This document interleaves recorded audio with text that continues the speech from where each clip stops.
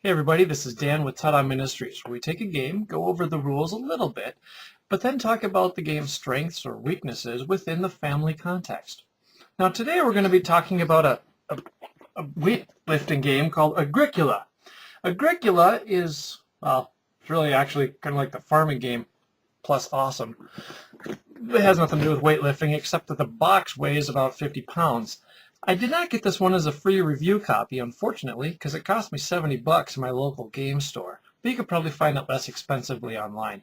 It's produced by zman Games, designed by a guy named Uwe Ravensburg, or something like that, Rosenberg. It's for 1 to 5 players, and the game says it takes about half an hour per player to play. I found that it's a little bit faster than that, maybe it's just my group, but it definitely is a time commitment for a game. So let's hop right in and take a look.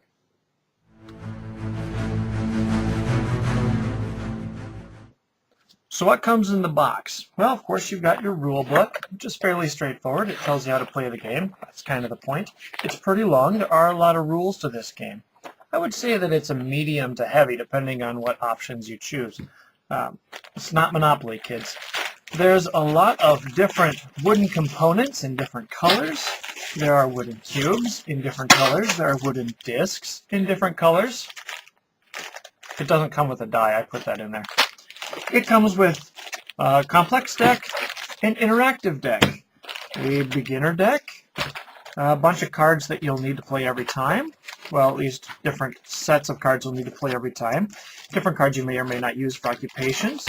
Different cards you'll play out in different order every time. It comes with a lot of cards. Oh, and then it comes with cardboard cutouts. As you can see, oh, and tiles for plowed fields and rooms and stuff. As you can see, oh, and don't forget that we've got boards. This is a boards game because it has 1, 2, 3, 4, 5, 6, 7, 8 of them. This is a multiple board game. You obviously need a pretty big table to deal with all of the stuff that comes in the box. It explains a little bit about the price. There's a lot to this game, as you can see, and we're not going to really get heavy into what the components do. We'll talk about them a fair amount, but not real heavy. You aren't going to be able to play a game of Agricola after watching this video.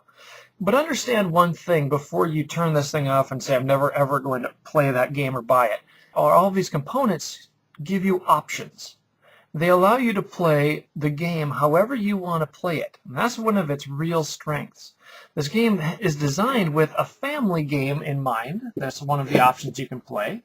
Or you can choose more advanced or more advanced than that. You can really tweak it to whatever game group you have. That's a real strength for it. So if you're playing with younger people, you might want to tone it down a little bit. If you're playing with your gamer group who's used to heavier games, you can certainly spruce it up to have as many interlocking pieces and complexity as you would really want. So here's the basic game board that each player is going to have. This is your farm. Now obviously there are other boards involved, but this is one that every single player will have their own of. Everything else is kind of shared. We'll get to those.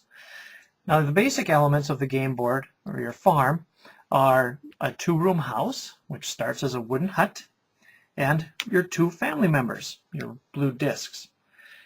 Now the number of family members that you have is going to determine how many actions you can take every turn. This is a worker placement style of game. So if I want to go and do something, I'll take one of my people and I'll use one of the other boards to go and do that. Some of the things that I can do are things like collecting resources. Now there are 4 different building resources in this game. There's clay, which lets you upgrade your house to a clay house, which is worth more points at the end of the game. The way you win is by getting the most points. And you can do other things with clay, like build fireplaces and logical things like that. You can get reed, which is the white, which you also need for your thatched roof on a house.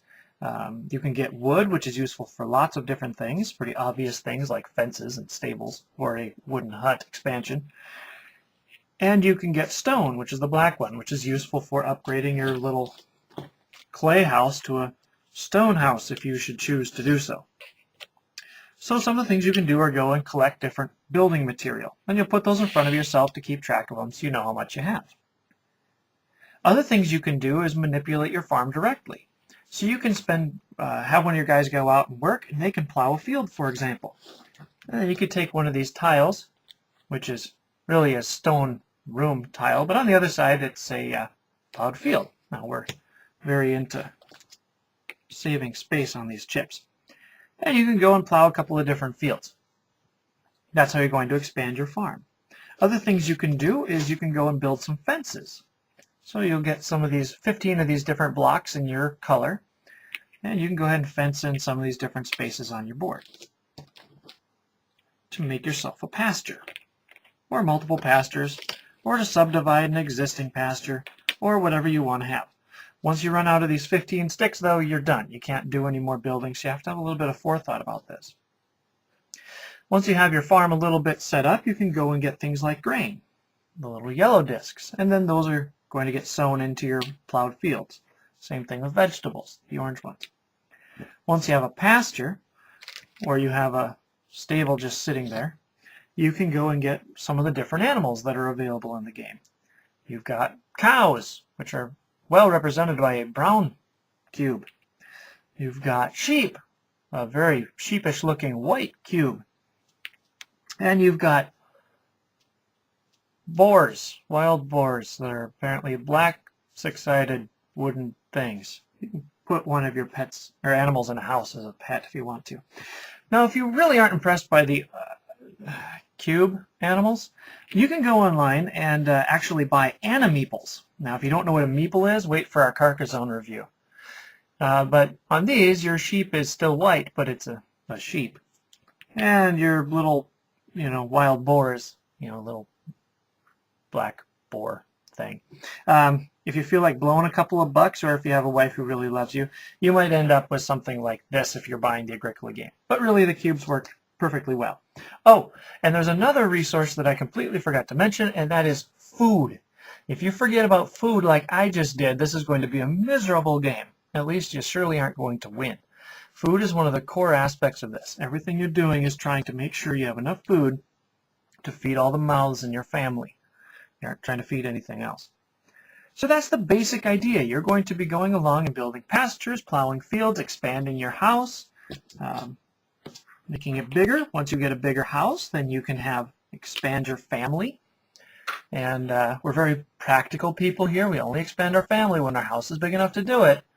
Well, that's not technically true. But anyway, once you have more family members, then you can take more turns or more actions on each turn, so you're able to do more things.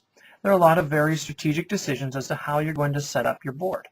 This is where all of the scoring for the game is going to come into play. You get points for each family member. You get points for the rooms you have in your house. You get points for having better rooms in your house. Wood is the worst, clay is the second, stone is the best. You get points for how many plowed fields you have. You get points for how many pastures you have, how many different animal types you have. You lose points for unused spaces on your farm. There's a lot that goes on this little board that's going to really determine who wins and who loses. Now here's part of, or 2/3 of, the main game board that you're going to be playing with. I couldn't fit all 3 boards into the camera frame at one point and have them even be slightly legible, so I'm choosing to do it in pieces. Now these are 2 separate boards that I'm just setting next to each other. And what we're going to do is at the beginning of every round, we'll populate this thing with different items.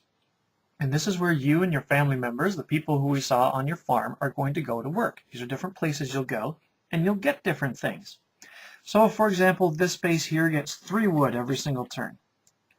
3 wood pieces. I can see that on the board. You probably can't, but sorry. This one gets 1 clay. This one gets 1 reed. This one gets 1 food.